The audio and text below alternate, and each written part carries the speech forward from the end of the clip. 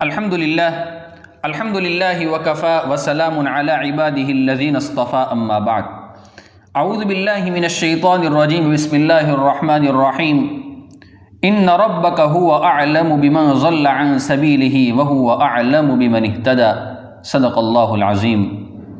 میرے دوستو، کبھی کبھار شیطان ہمیں اس گناہ کے اندر مبتلا کر دیتا ہے، نفس کبھی ہمیں اس دھوکے کے اندر رکھتا ہے کہ ہمیں یہ احساس ہونے لگتا ہے کہ ہم بہت نیک ہیں، ہم بہت صالح ہیں، ہم اللہ تبارک و تعالیٰ کے نیک بندے ہیں، ہم اللہ تبارک و تعالیٰ کے محبوب بندے ہیں، ہم اللہ تبارک و تعالیٰ کے مقبول بندے ہیں۔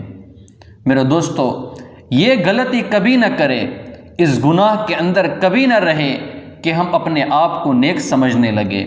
بسا اوقات بندہ نیک نہیں ہوتا ہے، اہل اللہ کی نظر میں وہ نیک نہیں ہوتا ہے، اللہ تبارک و تعالیٰ کے دربار میں اس کا شمار نیک لوگوں میں نہیں ہوتا ہے، لیکن بندہ اپنے آپ کو یہ سمجھتا ہے کہ میں بہت نیک ہوں۔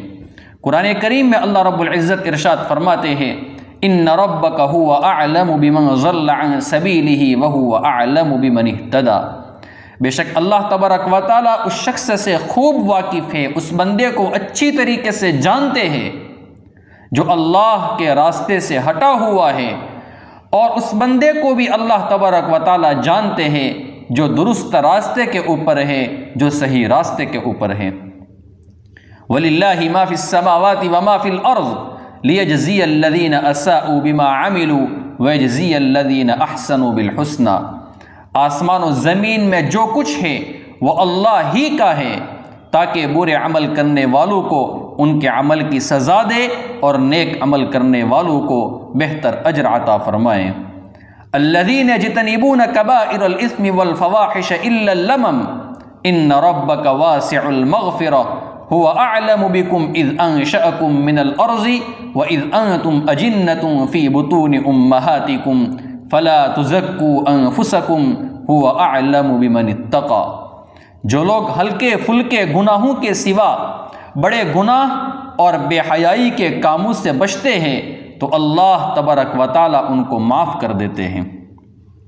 بڑے گناہوں سے مراد ایسے گناہ ہیں جن کے لیے شرعی سزائے مقرر ہو یا جن کے کرنے کے اوپر اللہ تبارک و تعالیٰ کی طرف سے لعنت ہو یا دوزخ کی وعید سنائی گئی ہو، دوزخ کی وعید کی گئی ہو۔ اور لمم سے دو طرح کے گناہ مراد ہیں۔ نمبر ایک، کبیرہ گناہوں کے مقابلے میں نسبتاً کم درجے کے گناہ، اور نمبر دو، وہ گناہ جو اتفاقی طور پر کبھی کبھار ہو جائے، انسان اس گناہ کا عادی نہ ہو۔ یہ مراد ہے الا اللمم سے۔ ان ربک واسع المغفرہ، یقین کر لو کہ اللہ تبارک و تعالیٰ خوب معاف کرنے والے ہیں۔ اللہ تبارک و تعالیٰ تم کو خوب جانتے ہیں، جب تم کو زمین سے پیدا کیا اور جب تم اپنی ماؤں کے پیٹ میں بچے تھے، اس لیے تم اپنی پاکیزگی نہ جتاؤ، اپنے آپ کو زیادہ پاکیزہ نہ سمجھو، اپنے آپ کو زیادہ متقی اور پرہیزگار نہ سمجھو۔ کیوں؟ هو اعلم بمن اتقی، جو شخص تقوی اختیار کرتا ہے اللہ تبارک و تعالیٰ اس سے اچھی طریقے سے واقف ہے۔ فلا تزکوا انفسکم هو اعلم بمن اتقی، اپنے آپ کو زیادہ پاکیزہ مت سمجھو، اپنے آپ کو زیادہ متقی اور پرہیزگار نہ سمجھو، چونکہ اللہ تبارک و تعالیٰ جانتا ہے کہ کون پاکیزہ ہے، کون متقی ہے اور کون پرہیزگار ہے اور کون نیک ہے۔ لیکن سوال یہ ہوتا ہے کہ اگر ہمارے دل میں یہ خیال آتا ہے کہ ہم نیک ہیں تو اس کی پہچان کیا ہے؟ میں آج آپ کی خدمت میں اس کی 3 طرح کی نشانیاں پیش کرتا ہوں۔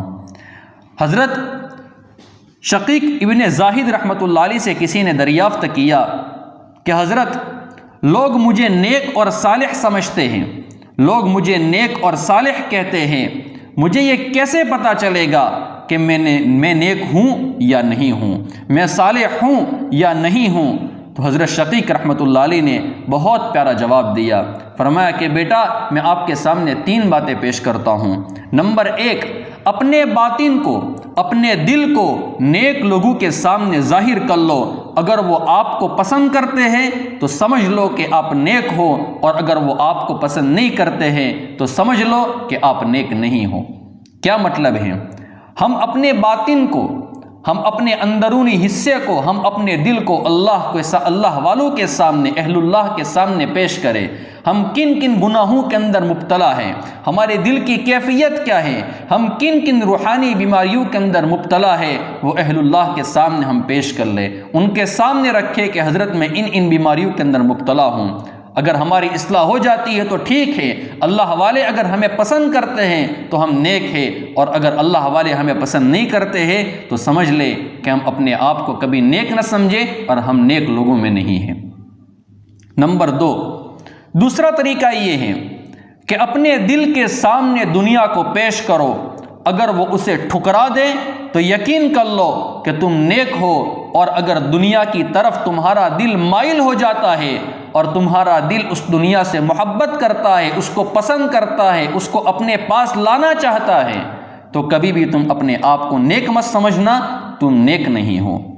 تیسرا طریقہ یہ ہے کہ نفس کے سامنے موت کو لاؤ، اگر وہ اس کی تمنا کرے تو یقین کر لو کہ تم نیک ہو، اور اگر تمہارا نفس موت کی تمنا نہیں کرتا ہے اور موت کو پسند نہیں کرتا ہے تو بیٹا سمجھ لینا کہ تم نیک نہیں ہو۔